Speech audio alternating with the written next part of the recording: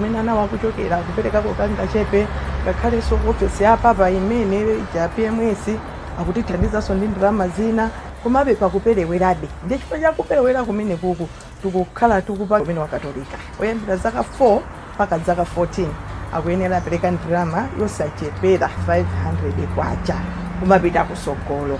Komanso takonza ndithu tikuti bus ride imeneyi ichitikira kunoko ku Lilongwe archdiocese pa 14 May pamene ana adzakwera basi kuzungulira town yonse, azaenda mwambirimbiri akaona manda akamuzo akaona Rujen ku Capitol Hill, azazungulira ndithu ma township osiyana mpaka akafika ku Lumbadzi kuti akapita ku airport kumene akakaone ndege akafotokozera kuti kodi panopo pamagwiridwa ntchito zotani ndipo akakamaliza pamene anaja adzabwereranso ku Maula Cathedral kumene takadza kumane ndi ambuye Desmond Mtambala amene akadzacheze nawo kwalimbikitsa komanso kuwapasa mphatso ndipo akadzatero azadalisana aja ndikubalalika aliyese nkumatika makwawo. Zimenezi zichitika pa 14 pano ndipo tikuyembekezera kuti mwana aliyese amafuna kulowa nawo ndithu pa bus ride imene kapena kuyenda nawo pa ulendo umenewu apereke ndalama yosachepera 10,000. Iyi ili open kwa aliyese wakatolika ngakhale amene si wakatolika. Makolo amene alibe ngakhale ana kuti litonse ali ndi ufulu ndithu panga sponsor ana awiri ola atatu chifukwa imene itu izakhala mbiri yosayiwalika apo moyo wawo wana ameniwa. Ndeti upempha inu anthu mukamapereka ndalama musangoyang'ana mtengo ayi koma muone cholinga chakuseriko kuti cholinga ndikuthandiza kuti ana oyamba kumalawi kuno akhale ndi chisonkhano chimene chachikulu chimene chingathandize moyo wawo wauzimu komanso tu moyo wawo wathupi makamaka kumakhalidwe. Mukudziwa masiku ano kwabwera makhalidwe osiyanasiyana ndipo tikufunisisa kuti ana achikatolika akule ndi moyo wauzimu komanso tu makhalidwe abwino amene akadzathandize kuti nawonso akakula azakhale nzika zodalirika, nzika zabwino m'dziko muno.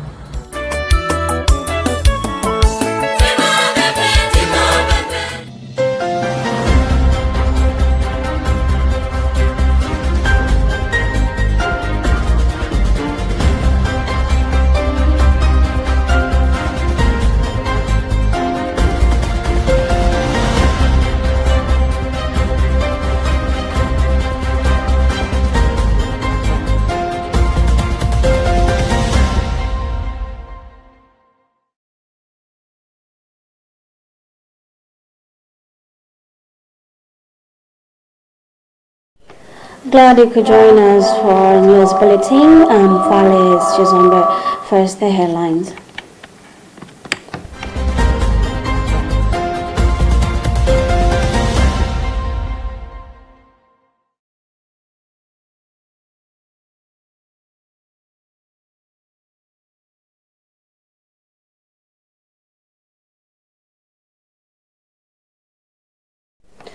Pope Leo XIV elected as the 267th Pope. Pedro pleads not guilty to charges of sleeping with a minor. Activists demand MEC to drop Smartmatic in 2 weeks. And in other news, Syria holds indirect talks with Israel to prevent escalation. We have more news coming up. Stay with us.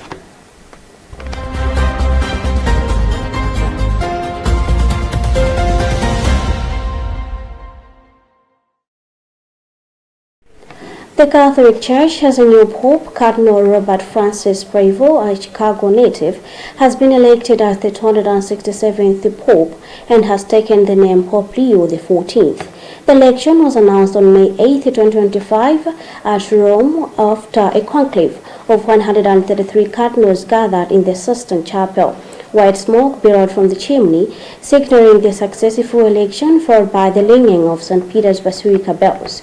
Pope Leo XIV is the first North American to be elected Pope. Born on September 14, 1955 in Chicago, Illinois, he holds both U.S. and Peruvian citizenship. Before his election, he served as a prefect of the dicastery for bishops under Pope Francis and was Bishop of Chicory, Peru. He is known for his missionary work in Peru and his efforts to promote unity within the church.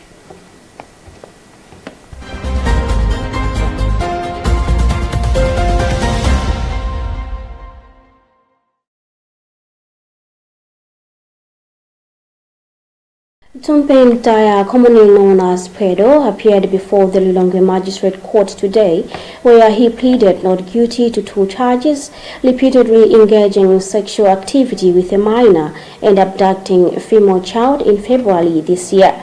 His defense lawyer Kimam Chizi and Robert Kazakumanja received the charge sheet from the state prosecutors and requested that the state submit 2 key documents: the MSCE student ID of the complainant and hospital reports including images to help determine the girl's age. Rosemary Shikawanda filed this report. Principal Resident Magistrate Benjamin Julu on Thursday formally charged Tumpeng Daya with 2 offences: repeated sexual intercourse with a minor during February 2025 and the abduction of the same girl on February 18. Daya pleaded not guilty to both charges. In response, Defense Counsel Quiman Jizi requested the state to produce 2 key documents: the complaint's MSCE identity card, believed to be in the state's possession or obtainable from MANEB, to help confirm her age, and medical assessment reports with images from a hospital for the same purpose. State prosecutors argued that the information contained in the charge sheet sufficiently addresses the defense's concerns and insisted there are multiple ways to verify a child's age. Mchizi, however, filed an application seeking further disclosure from the state regarding the girl's age, noting that she reportedly sat for her MSCE examinations last year. That report was not just made in the air. There were documents that were used. We'd want to have a look at the documents that were used. If there were images that were taken, we'd want to use those images in the cross-examination. So we're only calling for records from the state, which we believe they have in their custody, that would show the age of the so-called victim. The magistrate has adjourned the case to the morning of May 16th, 2025 to give the state more time to provide the requested documents and supplementary evidence. For Luntha News, this is Rosemary Chikawanda. A grouping of governance activists have demanded Malawi Electoral Commission (MEC) to stop using Smartmatic electoral management system and allow independent auditors to audit MEC's system. The activists under the banner Malawi First have since threatened unspecified action if their demands are not met in 2 weeks. Spokesperson for the Commission, Sangwan Mafriwa, did not respond to our quest for his reaction. Robert Edward reports.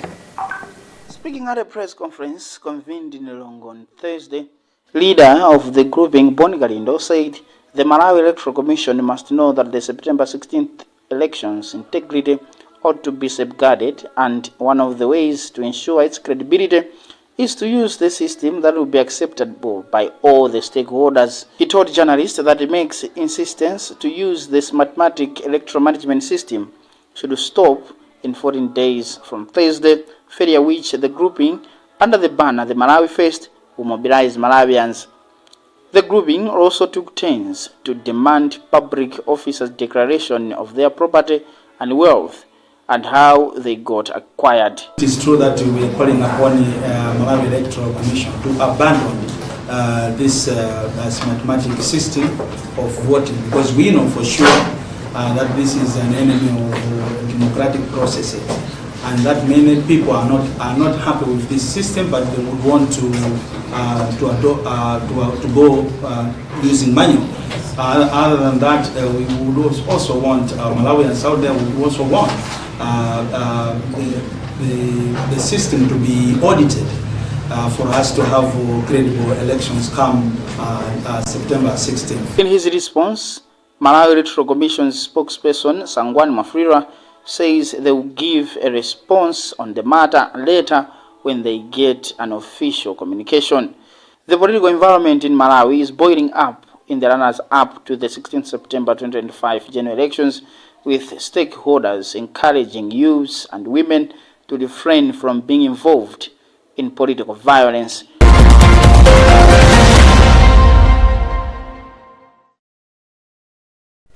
President of the Republic of Malawi, Dr. Lazarus Chakwera, has officially launched the Malawi Red Cross Society Flag Week at Kamuzu Paris in Lilongwe.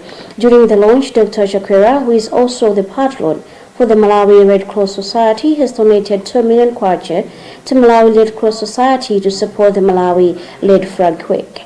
Red Cross Flag Week has started today on 8th May to 17th May 2025. We have more in this report. On Thursday, 8 May 2025, President Dr. Lazarus Chakwera has launched the 2025 Malawi Red Cross Society Flag Week at Kamuzu Palace in Lilongwe. During the launch, Dr. Chakwera has commended Malawi Red Cross Society for its tireless efforts in providing humanitarian services to vulnerable communities. Chakwera has also called on Malawians and all interested partners to come in and support the organization. Minister of Health Kumbi Zekandolo Chiponda described Malawi Red Cross Society as a key stakeholders. Chiponda has also encouraged Malawians to get involved in resource mobilization for the organization. Malawi Red Cross Society President Innocent Majia hailed President Chakwera for his support to the work of Malawi Red Cross Society. Majia explained that the money that was raised last year was used to respond to cholera outbreak that affected people in the district of Kalonga, Mangochi, Machinga, and Baraga.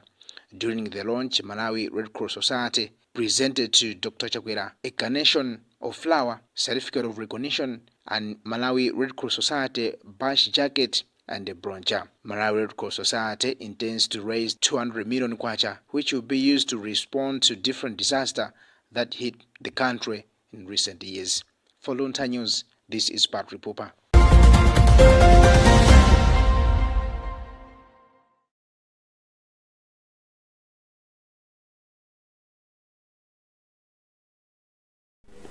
The Principal Secretary in the Ministry of Transport, Madalo Nyambose, has highlighted the need to adopt modern mobility solutions, emphasizing that improved mobility plays a key role in reducing carbon emissions, lowering fuel expenses, and transforming Malawi's transport system. She made the remarks on Wednesday during a high-level workshop held in Lilongwe focused on advancing electric mobility in the country. Bridget Monoka compiled a report read by Kefti Kalonga. The workshop aimed to unite key stakeholders in exploring sustainable transport options for Malawi. It brought together government representatives, private sector actors, and development partners, all focused on developing a roadmap to shift the country towards cleaner, more efficient transport systems. Principal Secretary in the Ministry of Transport, Madalo Nyambose, hailed the initiative as forward-thinking step that positions Malawi in line with global efforts to adopt clean energy solutions. Well, we are very much prepared for the electrical vehicles in Malawi. Of course, as I alluded to in my speech, there is a regulatory framework that needs to be set. As you have seen, that you find that this workshop is being done, especially with energy, because energy is a very important component of EVs. Now, the framework that is being developed at the moment is really looking so much at the energy issues, but also covering the electrical vehicles. World Bank manager Fides Rad praised the government for its dedication to promoting green transportation, including the introduction of tax incentives for electric vehicles. However, he emphasized the need for Malawi to now prioritize turning these policies into concrete actions. It's one thing to bring the EVs into the country, but to make sure that around the country you have stations at which you can charge these vehicles. And I said as well that you need to focus on the standards, the quality and safety standards of that charging infrastructure. I think that is that's essential. But also efforts have to be taken to incentivize and get private actors enthused about investing in the sector as it continues to grow. The World Bank has stressed the importance of increased investment in infrastructure and renewable energy to ensure a successive transition to e-mobility. As the global electric vehicle market expands with more than 16 million EVs now in use, Malawi stands to benefit from adopting electric transport by easing its dependency on imported fuel, which costs the nation approximately $600 million each year.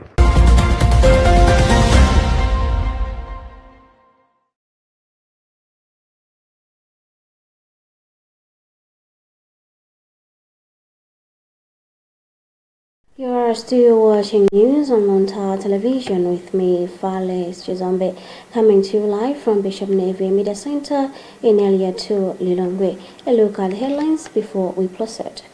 Pope Leo XIV, elected as the 267th Pope, Pedro pleads not guilty to charges of sleeping with a minor. Activists demand Meg to drop Smartmatic in 2 weeks. And in the news, Syria holds indirect talks with Israel to prevent escalation.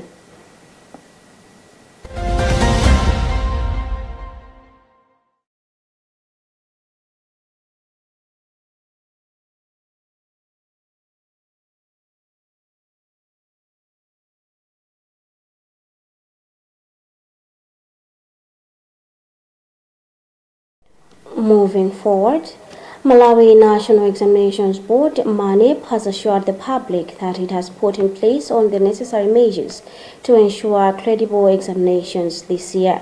MANEP is expected to administer the Primary School Leaving Certificate of Education examination from 21st to 23rd May, the Junior Certificate of Education examination from 3rd to 12th June, and the Malawi School Certificate of Education MSc examinations from the 1st to 25th of July 2025.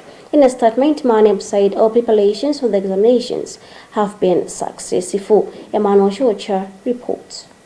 According to Angela Kachitigo, MANEP spokesperson, the board is geared to ensure the smooth conduct of the examination.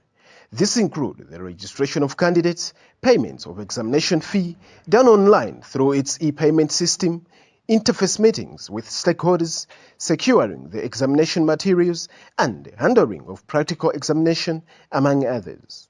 The examination board has also urged the public to report any suspected examination malpractices to the nearest police station or through MANEP toll-free line. The administration of the 2025 national examinations, we have communicated that this 2025 examination will start from 21 May to 25 July 2025, and we will start with the Primary School Leaving Certificate of Education examinations, then Junior Certificate of Education examinations, and lastly the Malawi School Certificate of Education examinations.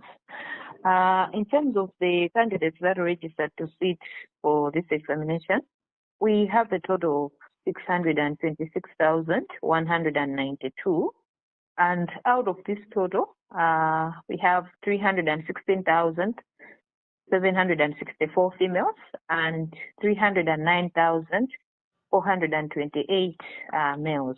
A total of 626,000 candidates have registered for this year's exams. The board urged all candidates to adhere to the examination regulation to avoid any complications. For Luntha News, this is Emmanuel Chuocha.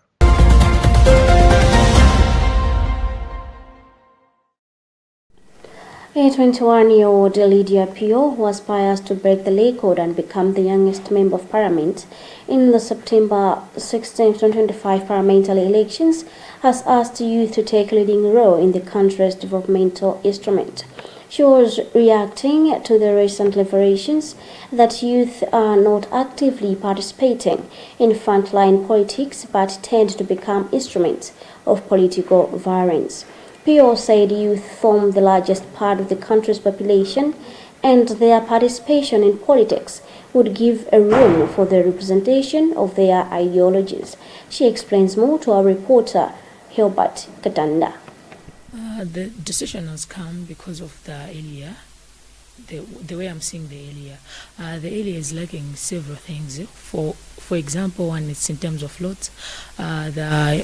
The roads that are there, they need maintenance, and in terms of bridges, there's no bridges in some areas. So as I have started to be a member of parliament, I want to make sure that every bridges that I need to be maintained should be maintained when I'll be chosen. And two, in terms of classes, schools, there's only 3 schools in that area, if I'm not mistaken, and because of that, it is making many people, many students, many children to not be going at school at early intelligence.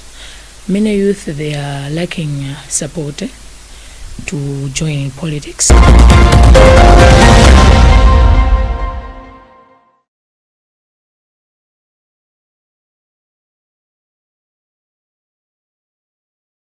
Police in Balaka have sent a stern warning to mob justice perpetrators that they will face the law.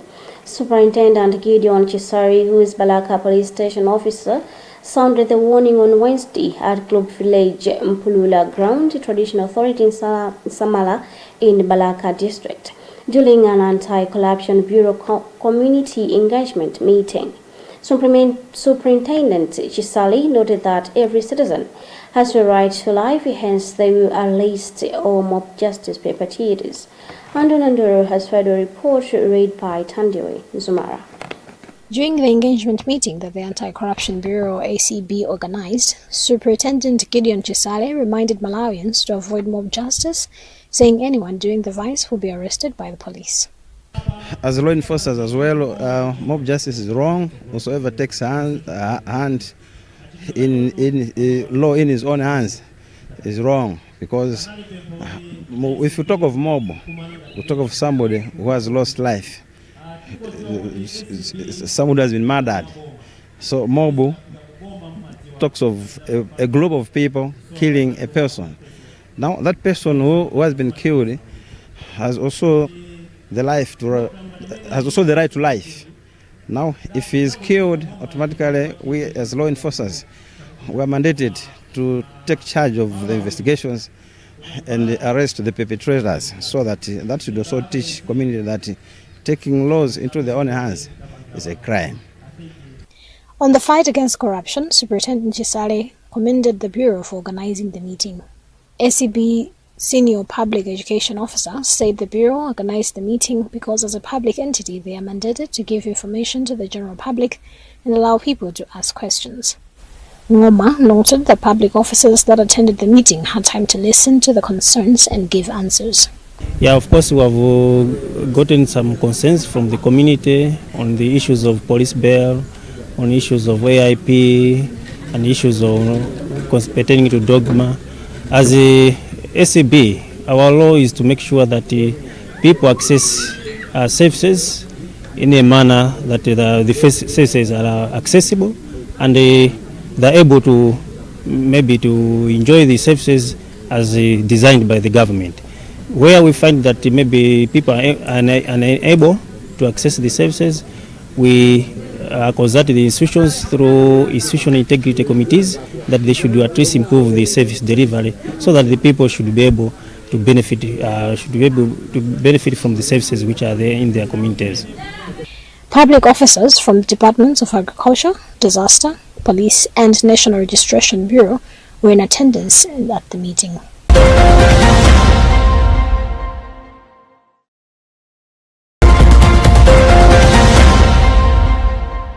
And in other news, Syria's interim president Ahmed al-Shara said on Wednesday that his country is holding indirect talks with Israel to prevent recent hostilities from getting out of control. He spoke on his first visit to Europe since taking office in January, and he seeks to broaden ties to Western countries. We have an African News report read by Charity Chilanga. Israel carried out a series of airstrikes on parts of Syria last week, saying it aims to protect the country's Druze minority from coming under attack by pro-government gunmen. Speaking to reporters in Paris, al-Shara said regarding negotiations with Israel, they are in direct talks through mediators to calm down the situation so that they don't get out of control. He did not say who the mediators are. There was no immediate public comment from Israel. Israel has its own Druze community, and officials have said they would protect the Druze of Syria and warned Islamic militant groups from entering predominantly Druze areas. al-Shara met earlier Wednesday with the French President Emmanuel Macron, who said he would push the EU and US to lift sanctions on Syria to boost its economy. Macron also called for continued U.S. and international military presence in Syria to fight terrorist groups threatening security in the Middle East and Europe. al-Shara took power after his Islamist group, Hayati Tahrir al-Sham, led an offensive that toppled former President Bashar Assad in December. Asadi, a member of Syria's Alawite minority, ruled for more than 2 decades. The Syrian leader's visit to Paris comes a week after clashes between forces loyal to al-Shala and fighters from the minority Druze sect that left nearly 100 people dead. This followed earlier violence in Syria's coastal region between Sunni gunmen and members of the minority Alawite sect, which left more than 1,000 people dead, many of them Alawite civilians killed in revenge attacks. Religious minorities in Syria, including Alawites, Christians and Druze, fear persecution under the predominantly Sunni Muslim-led government. al-Shala has repeatedly pledged that all Syrians will be treated equally regardless of religion or ethnicity. The 14-year conflict has killed nearly 500,000 people and displaced millions.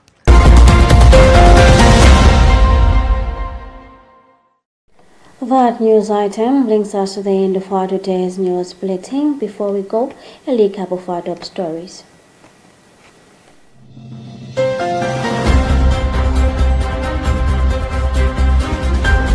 Pope Leo XIV, elected as the 267th Pope, Guido pleads not guilty to charges of sleeping with a minor.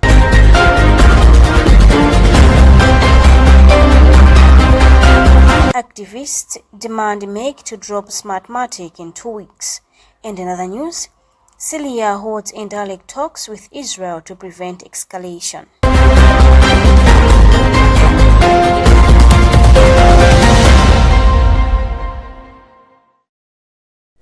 I've been Fales Juzombe. Thank you so much for watching, and don't forget to tune in for the list of our programs here on Luntha Television. Stay safe and goodbye.